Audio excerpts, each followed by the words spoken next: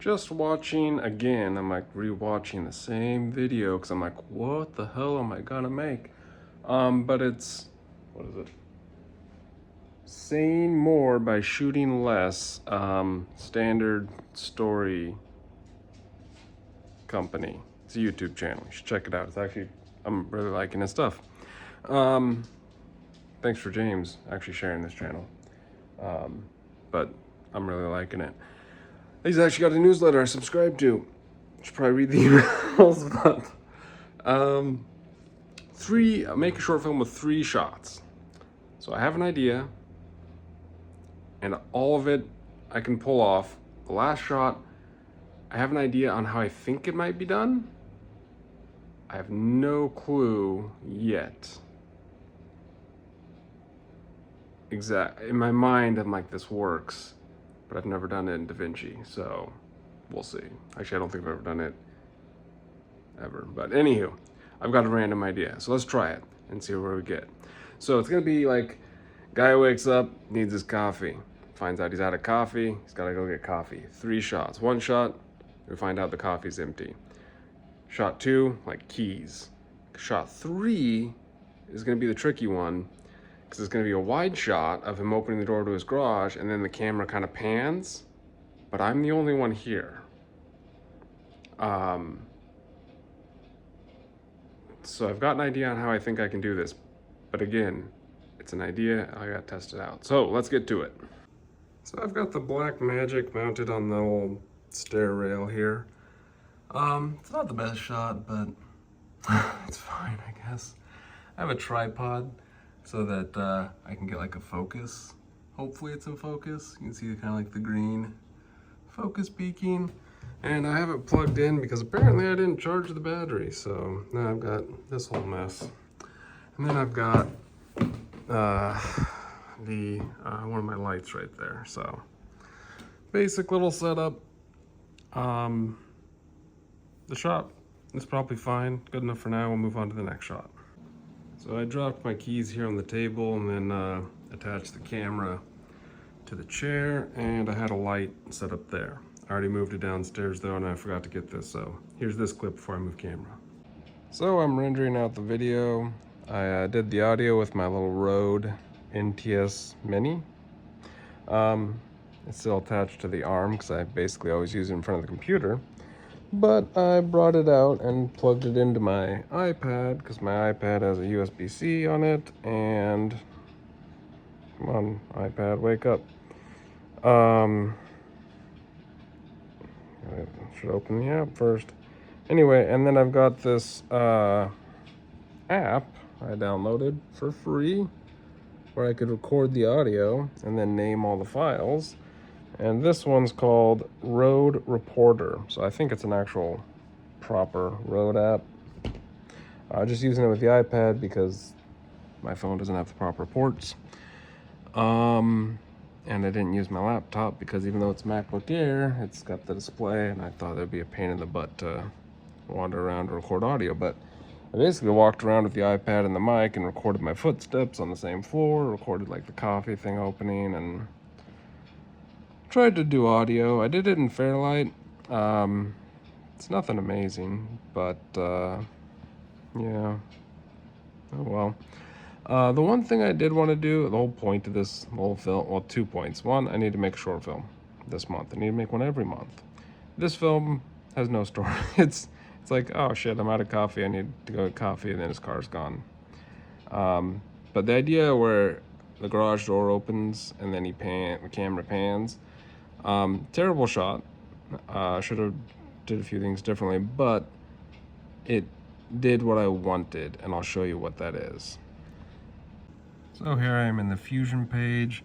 I've got my Media 3 shot right here, and I have a polygon, which is the mask, and then I put that in to mask my Media 3, and then I have that Media 3 go into this transform, and the transform is because when I set up the tracker, I'm tracking like this little silvery thing here, and so I think it set the image, you know, there. So I needed to do a transform to kind of offset my image that away. And then that transform goes into a tracker, just the basic tracker. And then that tracker gets merged here into the output. And it gets merged into my media, which is this shot here where my camera's panning. So I have my camera on a tripod, and then I open up the door and pretend to be sad or something. And then I go walk behind the camera, and then my tripod is also pretty chintzy, so it's kind of shaky, and then I kind of whoosh it around like that. And so then I track on the still shot to the moving shot, and I get, you know, a shot that looks like this, except in reverse. But you see what I mean, probably. And if you see this shot, you don't see it moving, so I'll go and click here. We'll go to the tracker, the media. No, go to the tracker. Not the tracker.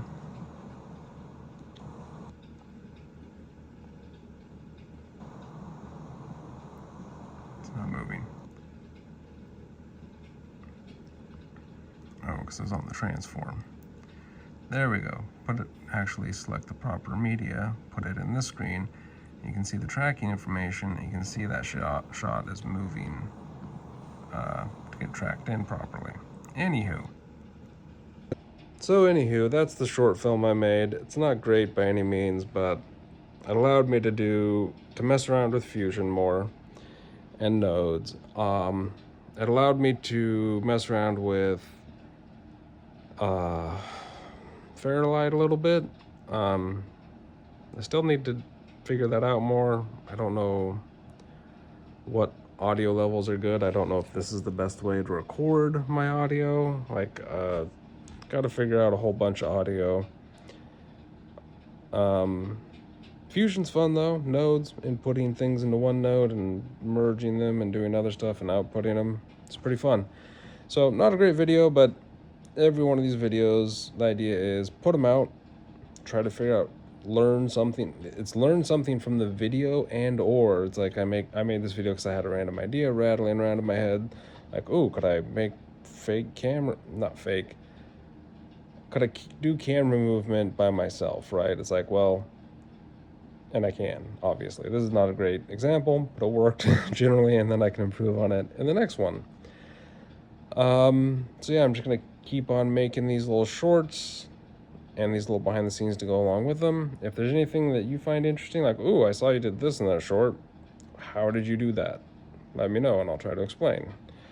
I mean, I've done editing off and on now for 20 years, something like that. Again, not professionally, just randomly through different editing apps. So I know how to edit, but I could get a lot better at it. Sound design, I've kind of done a little bit here and there. I don't think we've ever done a great job at it. Like I say we, like my brothers and I. Way back in the day, when we were like teenagers, we did, like, all my projects have been with my brothers, basically. But we did have a friend, and he was into audio, and he did a lot of sound stuff. I could be wrong. Correct me in the comments if any of my brothers are watching this, James. Have we done much audio? I don't know. I know I haven't. So I need to get better at audio. I want to get better at Fusion and doing stuff there, and also possibly some Blender and bring that into Fusion. Because I remember, like, that's like when I was a kid, I wanted to write books. I read like Terry Brooks, like high fantasy, sword and sorcery stuff.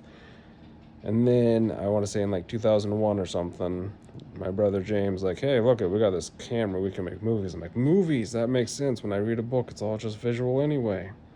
So I got excited about that, and I was excited about computer graphics. And so back in the day, I got like Maya 5 Personal Learning Edition, which is just like a DVD where you could load up the software and have a little training video. And I bought a bunch of Maya 5 books. This is back before Autodesk owned them, like Alias software or something.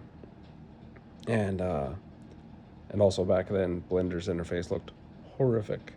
It's much better now, though. I love Blender. Also, because Maya 5, every time you rendered it out, it had watermarks. I'm like, damn it. So never really did much of that, but I've always wanted to do visual effects, so I want to play around with that more. And yeah, start pumping out videos and try to make them better, because this video, again, these videos aren't great. But the point is make them, learn from them, ask questions about them, like, oh, well, why is it not great? Oh, well, as you, like, setting up shots, I was like, starting to mess with things, and I'm like, oh, well, I can't really do this shot. My lens isn't that wide. It's like a 21 millimeter knock something lens, whatever. I got this old equipment I got from my brother, older equipment, which is fine, but it's like, so I was like, now okay, well, now you can kind of get an idea, like, well, if I want this shot, I need to have more room here, or I need to do close-up shots here. Like, use the hardware to get familiar with the hardware, then bring it into the software and learn, okay, this is what you do in this page, this is what you do in this page, this is how you export it. My export settings, honestly, were probably just YouTube. Yeah, it was the YouTube 1080p default export settings in Resolve, and then I just changed it from 1080p to 4K, even though the Blackmagic's 1080. But I'm sure it upscales just fine. I mean, leave a comment, like, that looks like garbage. It'd probably look a lot better if I lit it better. Anywho,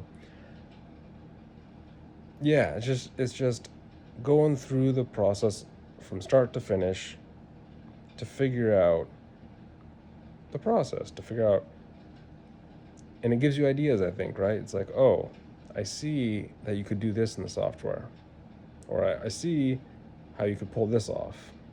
It gives you ideas. It makes you start thinking about things while you're at work and stuff, so that when you come back to the videos, or when you're thinking of a story, you're like, oh, I know I can do that, or I think I can do this because I know the software or the hardware allows, you know what I mean? Anywho, I'm rambling, but that's the behind the scenes for this one. Expect more shorts and behind the scenes coming soon.